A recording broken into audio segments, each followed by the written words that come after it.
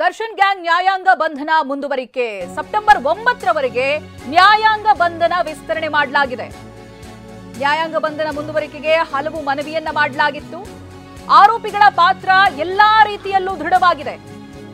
ಇನ್ನೂ ಕೆಲ ಸಾಂದರ್ಭಿಕ ಸಾಕ್ಷ್ಯಗಳ ಹೇಳಿಕೆ ಬಾಕಿ ಇದೆ. ಅಗತ್ಯ ಏನಾದರೂ ಬಿದ್ರೆ ಸಿಆರ್ಪಿಸಿ 164 ಅಡಿಯಲ್ಲಿ ಹೇಳಿಕೆಯನ್ನ ದಾಖಲಿಸಬೇಕಿದೆ. ಆರೋಪಿಗಳಿಗೆ ಜಾಮೀನು ನೀಡಿದ್ರೆ ಸಾಕ್ಷಿಗೆ ಬೆದರಿಕೆ ಹಾಕುವಂತ ಸಾಧ್ಯತೆ ಕೂಡ ಇದೆ. ವ್ಯವಸ್ಥಿತ ರೀತಿಯಲ್ಲಿ ಸಾಕ್ಷ್ಯ ನಾಶ ಮಾಡುವ ಸಾಧ್ಯತೆ ಹೆಚ್ಚಾಗಿದೆ. ಪ್ರಭಾವಿ ಆರೋಪಿ ಮೃತನ ಕುಟುಂಬಕ್ಕೆ ಬೆದರಿಕೆ ಅಥವಾ ಆಮಿಷವೊಡ್ಡುವಂತ ಸಾಧ್ಯತೆಗಳು ಕೂಡ ಇರುತ್ತೆ. ಕೆಲ ಎಫ್ಎಸ್ಎಲ್ ವರದಿಯಲ್ಲಿ ಆರೋಪಿಗಳ ಪಾತ್ರ ಸಾಬೀತಾಗಿದೆ. ಕೆಲವು ಟೆಕ್ನಿಕಲ್ ಎವಿಡೆನ್ಸ್ ವರದಿಗಳು ಬರೋದು ಬಾಕಿ ಇದೆ. ಇನ್ನೂ ಕೆಲ ವಸ್ತುಗಳ ಎಫ್ಎಸ್ಎಲ್ ಕಳುಹಿಸಿರುವಂತಹ ವರದಿಯನ್ನ ಇನ್ನಷ್ಟೇ ಪಡಿಬೇಕಿದೆ. ಸಾಮಾನ್ಯ ಕೈದಿಗಳಂತೆ ದರ್ಶನ್ಗೂ ಜೈಲ್ನಲ್ಲಿ ಊಟ ಇರುತ್ತೆ. ಎಲ್ಲಿ? ಬಳ್ಳಾರಿ ಜೈಲ್ನ ಬಗ್ಗೆ. ಬಳ್ಳಾರಿ ಜೈಲ್ನಲ್ಲಿ ಊಟ ಹಾಗೆ ಉಪಹಾರದ ಮೆನು ಹೇಗಿರುತ್ತೆ ನೋಡಿ.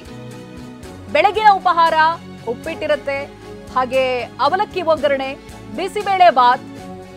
ಜೊತೆಗೆ ಮಧ್ಯಾಹ್ನದ ಊಟದ ಮೆನು ನೋಡೋದಾದ್ರೆ ರಾಗಿ ಮುದ್ದೆ, ಚಪಾತಿ, ರೊಟ್ಟಿ. ಇದರಲ್ಲಿ ಯಾವ್ದಾದ್ರೂ ಒಂದನ್ನ ಆಯ್ಕೆ ಮಾಡಬೇಕು. ಉಳಿದಂತೆ ನಿತ್ಯ ಊಟಕ್ಕೆ ಅನ್ನ ಸಾಂಬಾರ್ ಇದ್ದೇ ಇರುತ್ತೆ. ಅದರ ಜೊತೆಗೆ ಪ್ರತಿ ಮಂಗಳವಾರ ಕೈದಿಗಳಿಗೆ ಮೊಟ್ಟೆ ಕೊಡ್ತಾರೆ.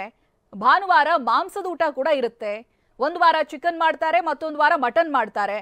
ರಾತ್ರಿ ಊಟ ರಾಗಿ ಮುದ್ದೆ, ರೊಟ್ಟಿ, ಚಪಾತಿ, ಅನ್ನ, ಸಾಂಬಾರ್ ಎಲ್ಲವೂ ಇರುತ್ತೆ. ಇದೇ ರೀತಿ ದರ್ಶನ್ಗೂ ಕೂಡ ಊಟದ ವ್ಯವಸ್ಥೆ ಇರುತ್ತೆ. ಬಳ್ಳಾರಿ ಜೈಲ್ನ ಊಟದ ಮೆನು ನೋಡಿ. ಸಾಮಾನ್ಯ ಕೈದಿಗಳ ರೀತಿ ದರ್ಶನ್ಗೂ ಜೈಲ್ನಲ್ಲಿ ಊಟ ಇರುತ್ತಂತೆ. ಸೊ ಮೆನು ನೋಡಿದ್ರೆ ಅಷ್ಟೇನು ಕಳಪೆ ಅಂತ ಅನ್ಸೋದೇ ಇಲ್ಲ. ಉಪ್ಪಿಟ್ಟು, ಒಗ್ಗರಣೆ, ಅವಲಕ್ಕಿ, ಬಿಸಿಬೇಳೆ ಬಾತ್ ಇವೆಲ್ಲವೂ ಕೂಡ ಬೆಳಗಿನ ಉಪಹಾರಕ್ಕೆ ಕೊಡ್ತಾರೆ. ಮಧ್ಯಾಹ್ನ ಊಟನೂ ಕೂಡ ಇರುತ್ತೆ. ಮಾಂಸ ಕೂಡ ಕೊಡ್ತಾರೆ ವಾರಕ್ಕೊಮ್ಮೆ. ಸೊ ಹೀಗಿರುತ್ತೆ ಬಳ್ಳಾರಿ ಜೈಲಿನ ಮೆನು. ಇವತ್ತೇನು ಸಂಜೆ ಅಷ್ಟೊತ್ತಿಗೆ ದರ್ಶನ್ ಬಳ್ಳಾರಿ ಜೈಲಿಗೆ ಶಿಫ್ಟ್ ಆಗ್ತಾರೆ. ಆಮೇಲೆ ಇದನ್ನೇ ತಿನ್ನಬೇಕಾಗತ್ತೆ.